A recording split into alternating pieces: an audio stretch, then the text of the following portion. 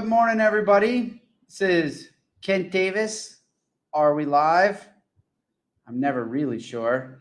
I just see the dial spinning. There we go. All right, cool. Morning, everybody. Kent Davis here. I'm the managing director of Panama Equity Real Estate, reporting to you all live from my house. In case you're joining us for the first time, that picture behind me never really moves. It's just sort of there. And for those of you guys coming in, joining us on a weekly basis, I appreciate it. And I always appreciate any questions you might have. So with the aim of keeping everybody updated on Panama and Panama real estate, I'll give you a quick rundown of where we are at.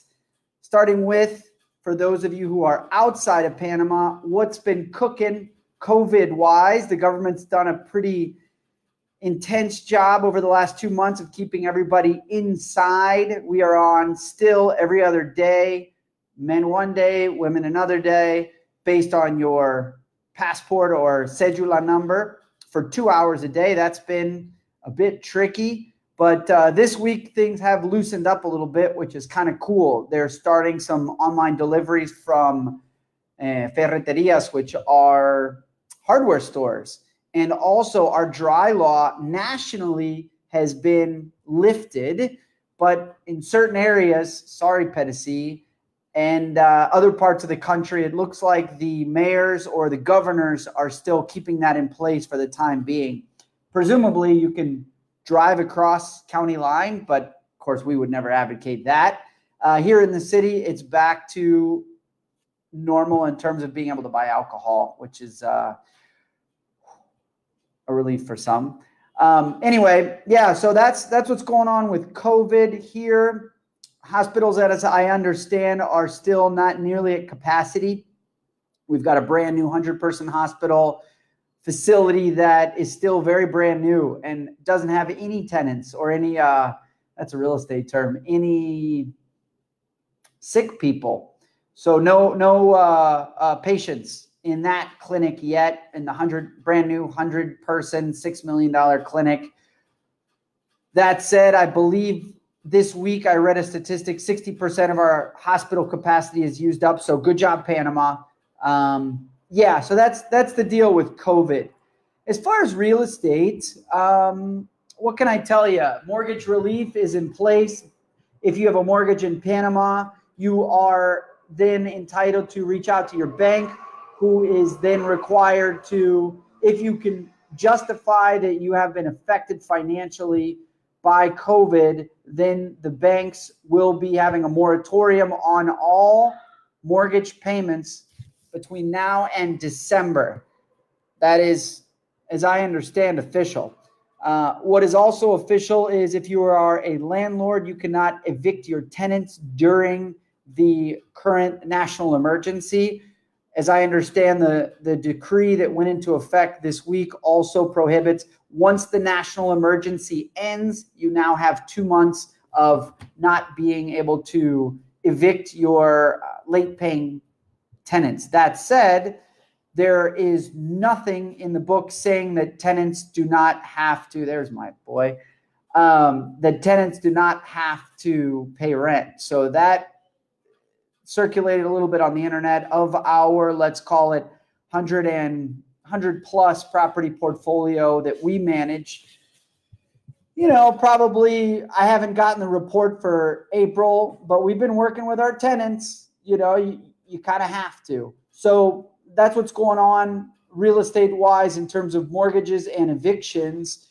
As you guys know, I'm a big reader. I subscribe to a lot of newsletters. There's a newsletter out there called John Burns, and it's a developer survey engine that is sort of testing the pulse in the US. And it brought up a pretty interesting point this last week. In fact, it was actually a week and a half ago, about new demand on the real estate side. And I think it applies to Panama as well. Of course, you're going to have a lot of people who've lost their jobs, people in hospitality, people in restaurants. Unemployment at the last check, I believe, was at about 100,000 in Panama, a population of 4 million. So not as bad as in the States, but still we're going to be affected. That said, obviously all of our employees are still working, thank God. And in addition, a lot of people are completely unaffected, and in fact are affected in a positive way when it comes to real estate demand, in that they're going to be ready to get the heck out of Dodge. They have not missed a paycheck. They're in industries that seamlessly moved to or were already in, what's the word, sort of a satellite situation, i.e. working from home. There's Clint. Cheers, Clint. I appreciate you hopping on. And same to Chris. You guys can always chat. Any questions you might have, just bringing everybody up to speed. And of course, we do this every week, every Friday at 11. Here I am talking head about what I've seen in the last week. I'll also share how we're doing as a company. But what I was talking about is sort of that market for pent-up demand. It's going to be interesting in terms of people who haven't lost their jobs, who have been experiencing life in quarantine in Panama, 2 months worth of basically not leaving your house, basically seeing your spouse, your family members every single day, essentially 24 hours a day. If you can afford it, if you're living at home right now, I think the biggest boom that we're going to see as soon as things get freed up, and I've already seen it through all of my leasing agents, are kids that have been living from home that are done with it. So first-time homeowners and first-time renters, that is going to happen. Chris, thank you. Yeah, Forbes article. You know, the recent Forbes article that came out this week, I shared it on my LinkedIn. In case we're not connected on LinkedIn, find me. Just Google Kent, Panama, LinkedIn. It'll show up. There's not a whole lot of Kents in Panama. So, yeah, good article on Forbes talking about people and demand, specifically in markets like Panama that are going to be catering to, you know, places like Pedesí, places like Buenaventura, outside of the city, to folks that are preppers, you know, folks that are like, I do not want to be in an urban environment right now. I want to get the heck out. We're getting those inquiries just this last week. Let's see how we did here.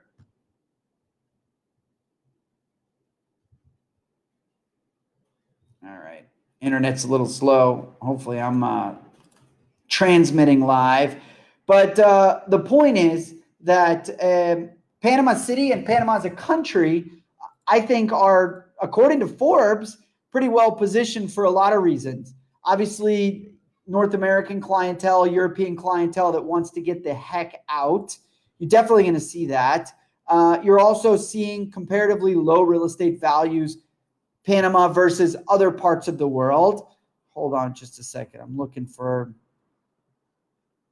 I did a big browser update. So this week, I'm not going to be able to give you our new leads in terms of who's been contacting us. But man, the phone lines are ringing, as they say. Emails are coming in. People are getting excited again about moving out. And I tell you what, the richest people, or at least the best investors, see these types of dips as opportunities. It's going to be all about the sellers and who's really looking to sell. We definitely have a few sellers who have already expressed interest because they've got other businesses, tourism-related businesses, other properties around the world that are not doing so well. They're going to liquidate, in some cases, their Panama assets. So we're seeing that. It's happening.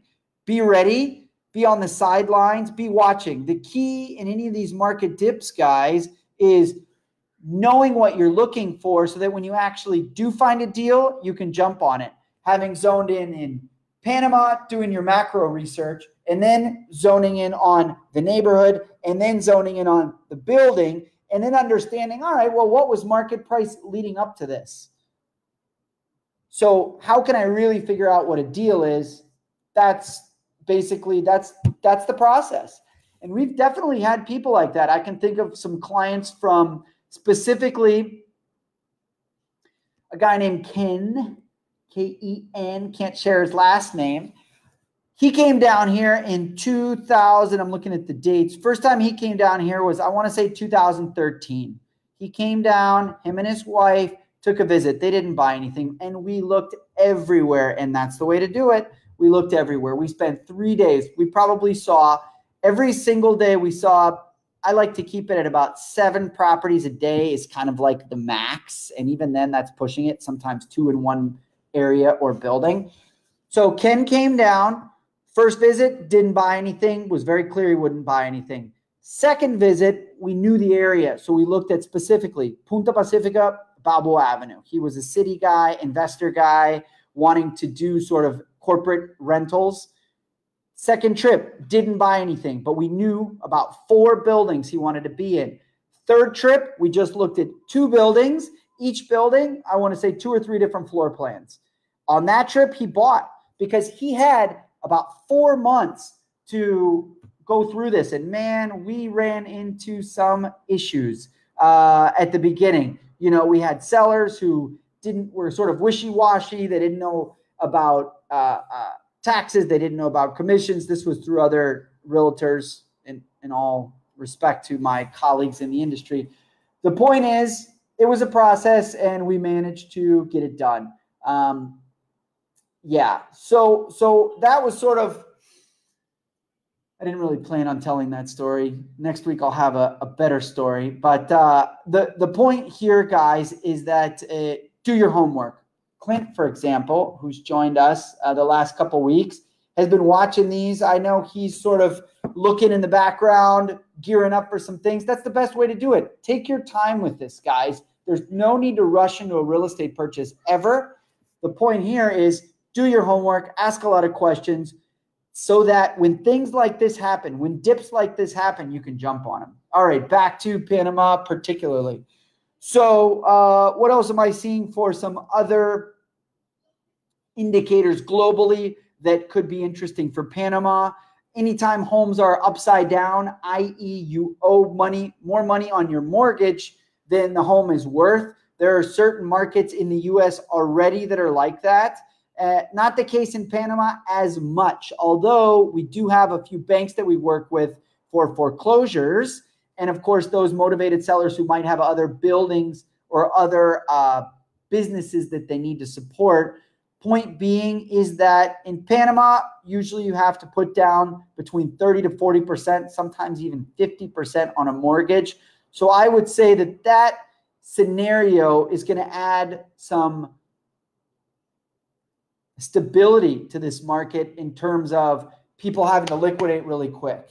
It's going to be all about the motivated sellers because buyers, there definitely are. We're also seeing some developers rolling out some new concepts in terms of, you know, gyms in the home, in-home healthcare facilities, like big sort of screens where you can do your exercise without having to go anywhere, touchless, voice command, etc. Multi-generational is also getting interesting. That's where, you know, kids, parents, and grandparents live in the same facility. We're starting to see some designs of 2 different kitchens, for example. That's going to be really cool. I like that. Watch that.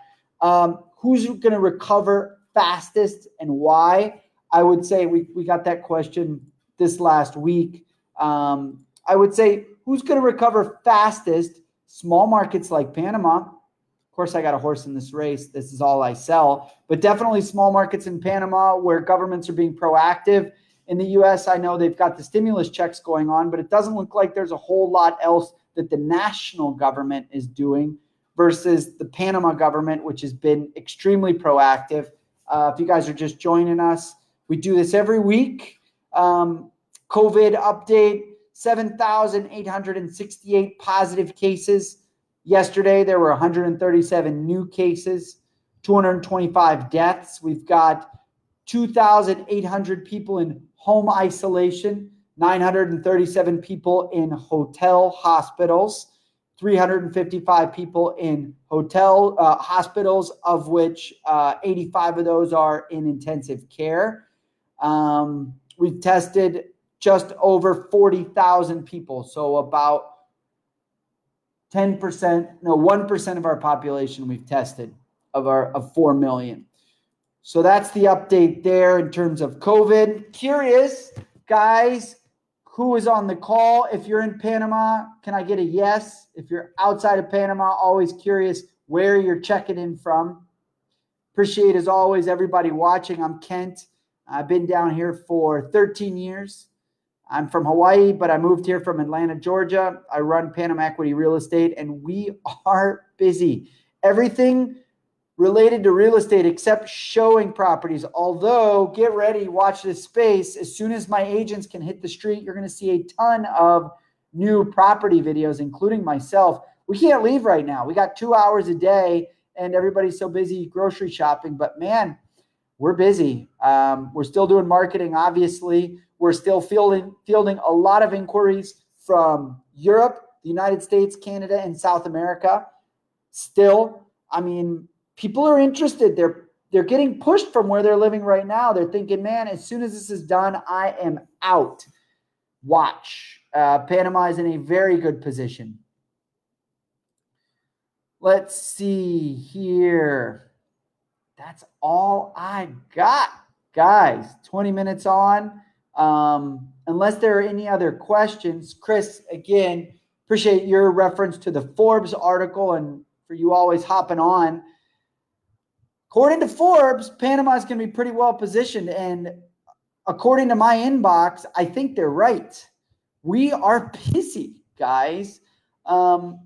Like any real estate market, like any market, it all depends on buyers and sellers. Let's see how many people decide to liquidate their properties. The key is going to be jumping on the right deals when they're available and knowing the market before you get into it. And that's what we're trying to do. So definitely visit our website. I mean, we're constantly publishing articles, research, statistics, opinion pieces as well, a little bit of everything. This week, I wrote an article, Panama versus Belize, that talked about my journey. I looked into moving to Belize before I looked into moving to Panama, and I talked about sort of the results of my findings, shared some sources that you might also appreciate. That's on our website.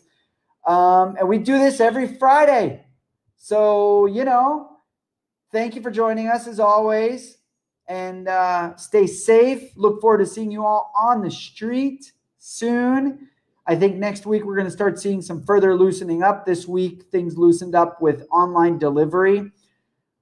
My contacts are telling me that I think the next step will be some limited park and public facilities with windows, with time windows. So let's see. Let's see if my guys have a good read on things. But yeah, the dry law across the country has now been lifted.